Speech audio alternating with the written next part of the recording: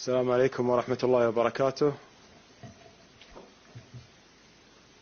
يسر دولة قطر وجمهورية مصر العربية والولايات المتحدة الأمريكية الإعلان عن نجاح جهود الوساطة المشتركة بوصول طرفي النزاع في قطاع غزة إلى اتفاق بشأن تبادل الأسرى والرهائن والعودة إلى الهدوء المستدام وصولا لوقف دائم لإطلاق النار بين الجانبين، بالإضافة إلى إيصال كميات مكثفة من المساعدات الإنسانية والإغاثية للأشقاء الفلسطينيين في قطاع غزة.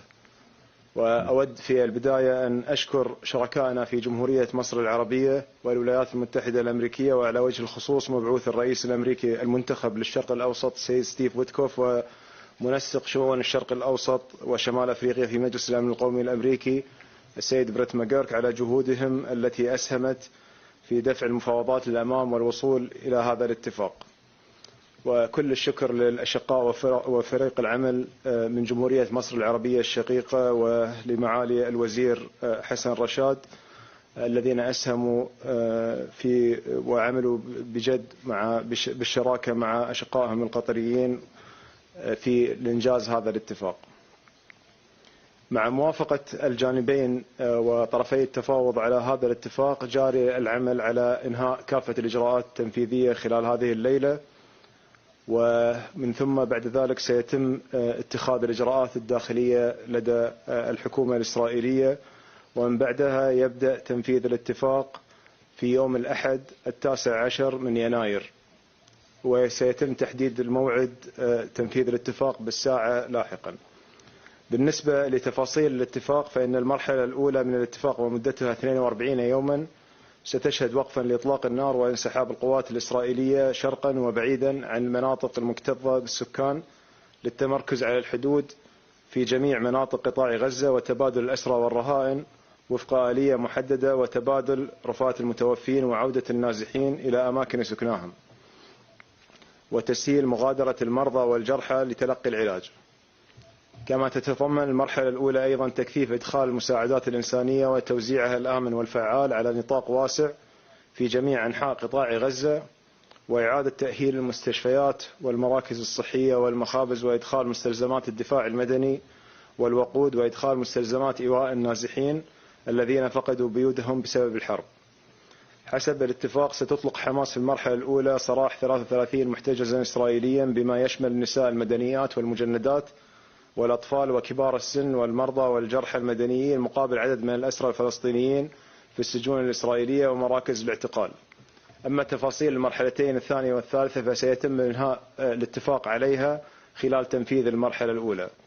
وتؤكد دولة قطر ضرورة التزام الطرفين الكامل بتنفيذ الاتفاق بمراحله الثلاث، حقنا لدماء المدنيين وتجنيب المنطقة لتبعات هذا الصراع، وتمهيدا للوصول إلى السلام العادل والمستدام.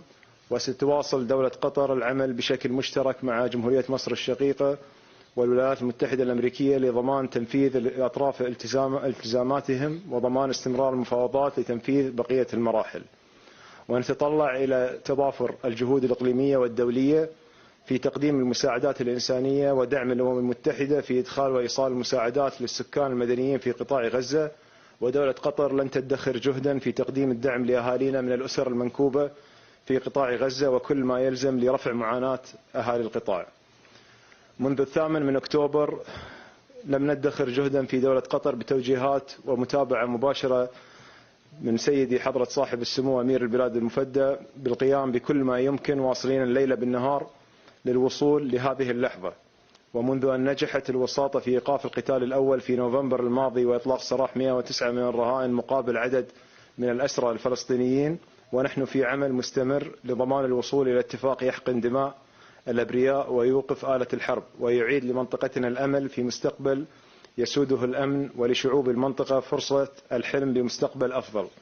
على مدار 411 يوما استمرت الاجتماعات والاتصالات مع شركائنا وطرفي النزاع، واليوم وصلنا إلى هذه اللحظة المنتظرة، ولكنها بداية، والمسؤولية الآن تقع على عاتق الأطراف بدعم من الوسطاء والمجتمع الدولي للعبور إلى بر السلام، وهذا ما ستنصب عليه جهودنا في المرحلة المقبلة. وأود أن أتقدم بالشكر لكافة شركائنا الإقليميين والدوليين الذين ساندونا في هذه الجهود وعلى طول المسار حتى لحظة الوصول لهذا الاتفاق.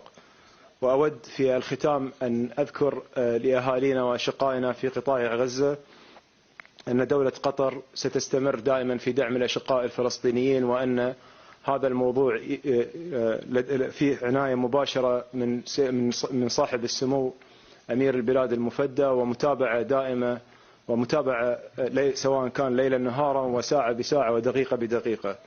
ونقول لهم الحمد لله الذي وصلنا فيه إلى هذا الحال اليوم، ونتمنى أن تكون هذه آخر صفحة من أيام الحرب. ونتمنى من كافة الأطراف الالتزام بتنفيذ كافة بنود هذا الاتفاق، والالتزام بالاستمرار في هذه الإجراءات وفق ما نصت عليه هذه الاتفاقية. ودولة قطر ستبقى دائما تعمل بشكل مشترك مع شركائها للتأكد من تنفيذ هذا الاتفاق بشكل كامل وعودة الهدوء المستدام بشكل كامل إلى قطاع غزة، ولن تتخلى عن أهالي غزة.